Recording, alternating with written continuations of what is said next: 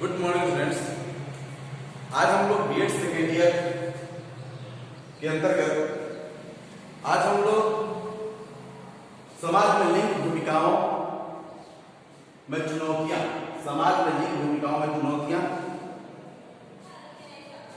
का अध्ययन करेंगे, जिसमें हम लोगों ने इसी के अंतर्गत first topic family, second lecture हमने कास्ट ले लिया था। अब तीसरा है आपका रिलीजन धर्म के बारे में हम लोग पढ़ेंगे। इसके अंतर्गत समाज में लिंग भूमिकाओं में चुनौतियां, समाज में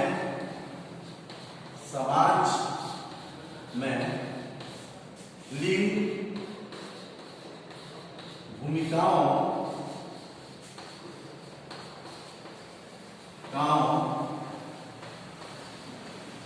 में चुनौतियां।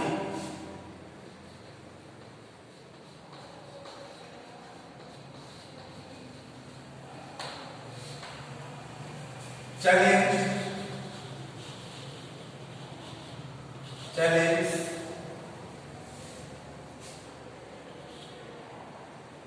इन gender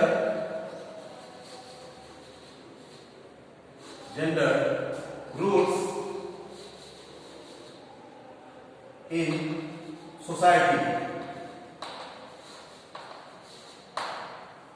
gender in role in society, समाज में लिंग भूमिकाओं में चुनौतियां। इसके अंतर्गत आज हम पढ़ेंगे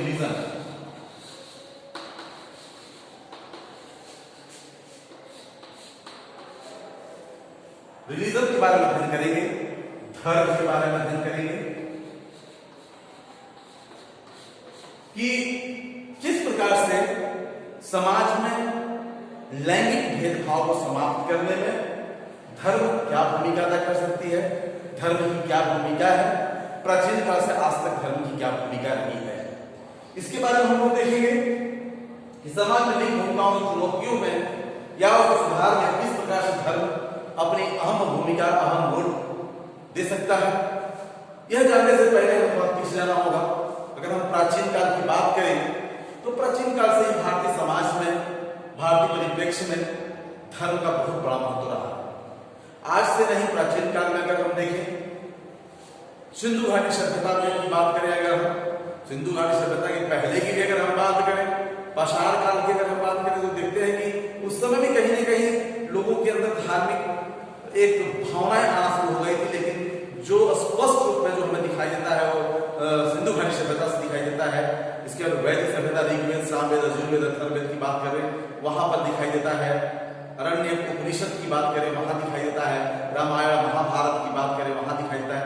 तो ये जो काल था, प्राचीन काल वाला समय था, उसमें भी धर्म था, और वह जो धर्म था वह एक सात्विक और एक कह सकते हैं कि शुद्ध और अपने मूल रूप में था, जो कि समाज के लिए ही बहुत लाभदायक, हितकर, और ये कह सकते हैं कि उस समय का जो धर्म था वह मानव धर्म था, वह ह्यूमैनिटी, मानवता के साथ जुड़ा हुआ धर्म था और व्यवहारिक था। उसमें किसी प्रकार का कुरीति, रूढ़िवादिता ये स्पष्ट रूप से नहीं थी। प्राचीन काल की अगर हम सिंधु घाटी की बात करें तो उस समय का जो धर्म था उसको कहीं ना कहीं से प्रकृति से जुड़ा हुआ था, नेचर के साथ जुड़ा हुआ था। आपको सिंधु घाटी सभ्यता आपने जाना होगा, सुना होगा, पढ़ा होगा, देखा होगा कि उस समय जो भी प्राकृतिक आवश्यकता की चीज थी, जो भी दैनिक जीवन में आवश्यकता की चीजें थी, उन सारी चीजों को कहीं ना कहीं धर्म के साथ जोड़ दिया गया।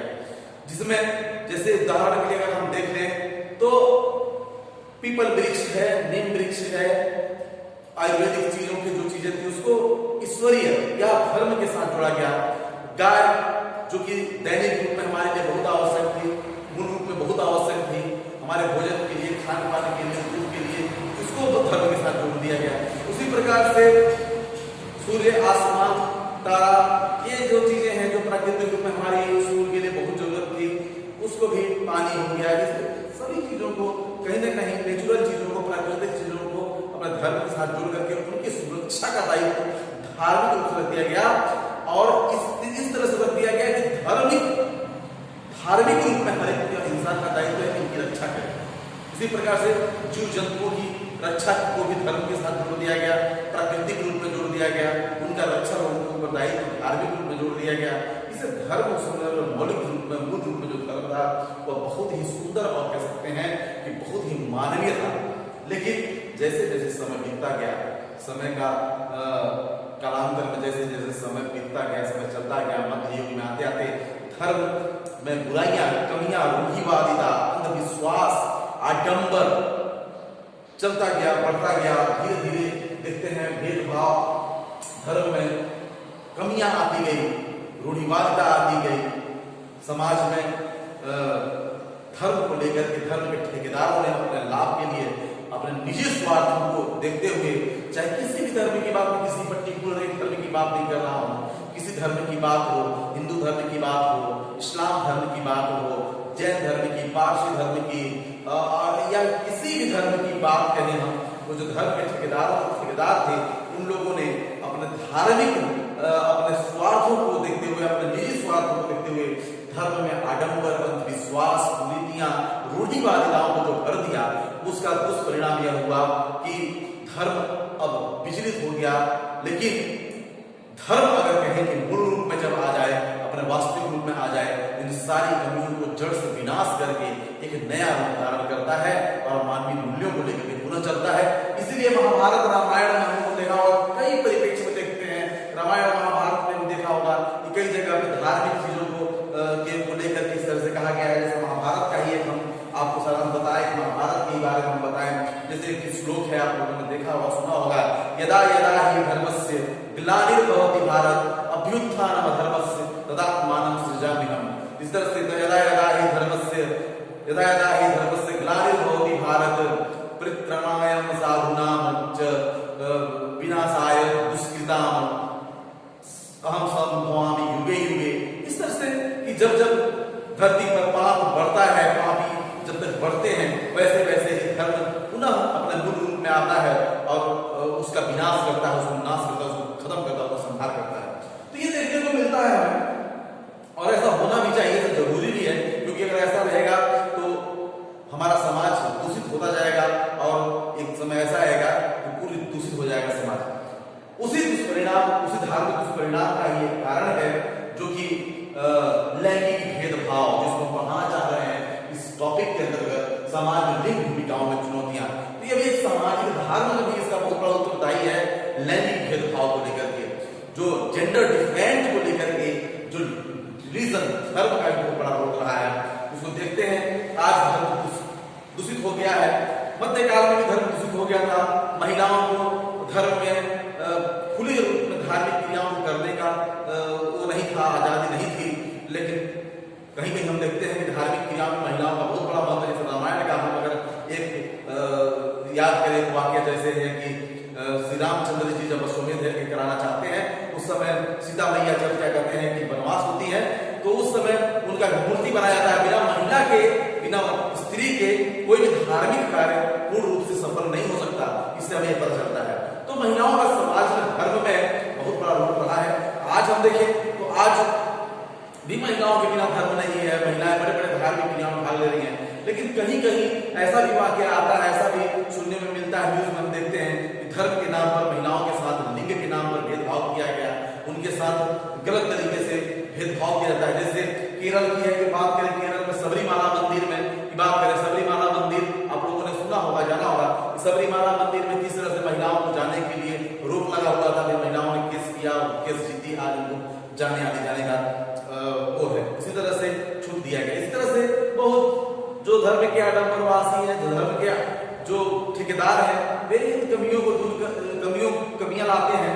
लेकिन आज अगर हम बात करें, यही धर्म के जो ठेकेदार हैं या जो धार्मिक लोग हैं, वे चाहे तो धर्म के अंदर आए कुरीतियों, रूढ़िवादिताओं को छोड़ करके, त्याग करके, एक धर्म को, लैंगिक भेदभाव को त्याग करके एक धर्म के मूल रूप में ला सकते हैं और धर्म को मानवीय रूप में ला करके एक तरह से देखा जाए तो लैंगिक भेदभाव में धर्म का एक अहम भूमिका निभा सकते हैं। इस तरह से इस्लाम धर्म की बात करें, शरीयत उनका नियम है जिसमें कि महिलाओं के साथ बहुत बड़े बड़े अत्याचार किए जाते हैं। उसमें उनका साथ उनका हलाला कराना, उनके साथ निकाह करने के बाद उनको तलाक दे देना, उनका गलत तरीके से उनके साथ बर्ताव, इस तरह का चीजें धर्म के रूप में देखा जाता है। लेकिन अगर चाहे हमारे संवैधानिक स्थितियों पे चले, संविधान को मान के चले, संवैधानिक रूप में उल्लेखित है, हमारे मौलिक अधिकार के अंदर लिखित है, धर्म के नाम पे कोई भेदभाव नहीं के आधार पे, धर्म के आधार पे कोई भेदभाव नहीं किया जाएगा। लेकिन आज अगर हम देखें तो लैंगिक भेदभाव इसी का एक अंग है। धार्मिक रूप में लैंगिक भेदभाव देखने को मिलता है। इसको खत्म करने में धर्म, लैंगिक भेदभाव को खत्म करने में धर्म एक अहम भूमिका अदा कर सकती है। इसमें सबसे बड़ा है धर्म अपने मूल स्वरूप में आए। इसमें मैंने बताया कि धर्म अपने मूल स्वरूप में आए, मूल स्वरूप अपने मूल स्वरूप में आए। धर्म का जो स्वरूप होना चाहिए, मूल होना चाहिए, अपने मूल स्वरूप में आ जाएगा धर्म। जो प्राचीन काल में जो मूल स्वरूप था धर्म का, मानवीय धर्म था, मानव समाज, मानव कल्याण संबंधी जो धर्म का मूल रूप था, क्योंकि सभी धर्म, कोई भी धर्म हो, मजहब नहीं सिखाता आपस में बैर रखना। मजहब कभी भी गलत चीज नहीं होता, धर्म कभी भी बुरा नहीं करता है।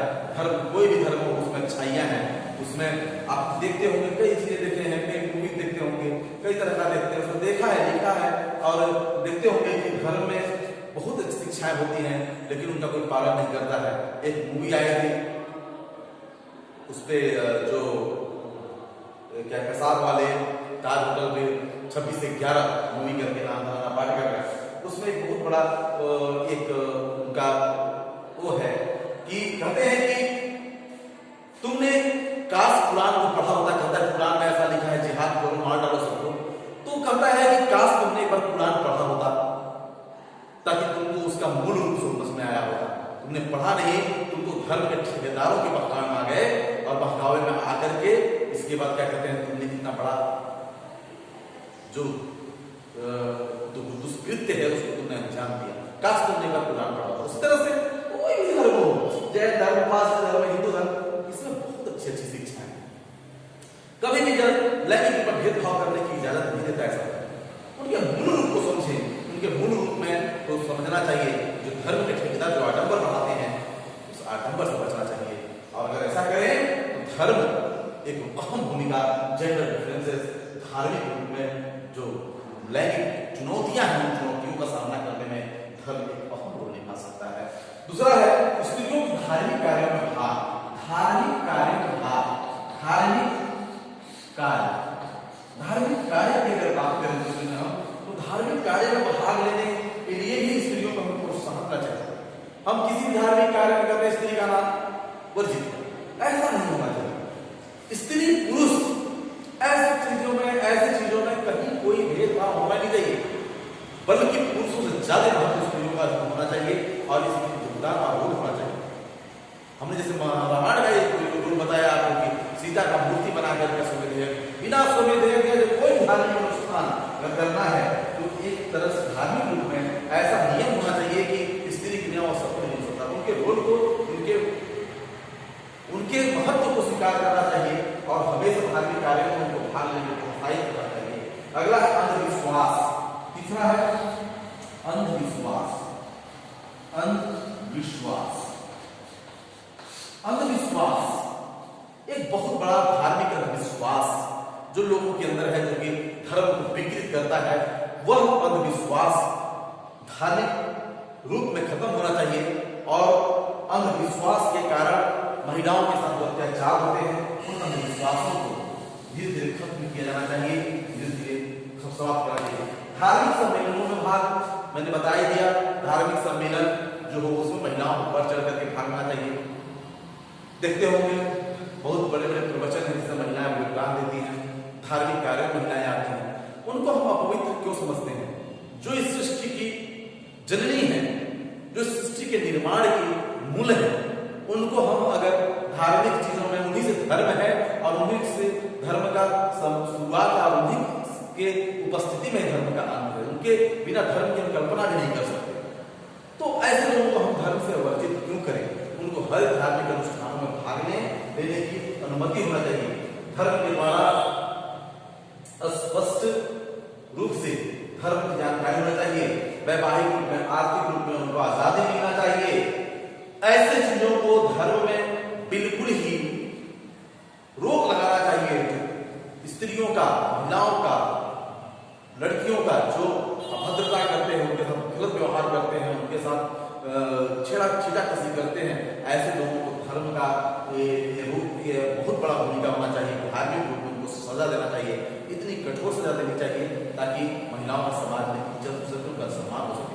धार्मिक नियम होना चाहिए, धार्मिक नियम के आधार पर उनका दंड की व्यवस्था होनी चाहिए। तो वैवाहिक और आर्थिक क्षेत्र में उनको आजादी होनी चाहिए।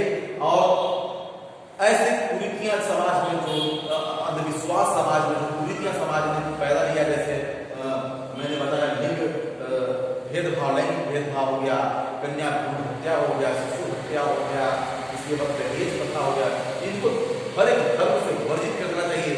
और ऐसा करने वालों को इतना कठोर और ऐसा अपराध के लिए ऐसा सजा होना चाहिए कि सोचने से पहले, कार्य करने से पहले सब काम जाए, ऐसी सजा होनी चाहिए, प्रावधान होनी चाहिए धर्म।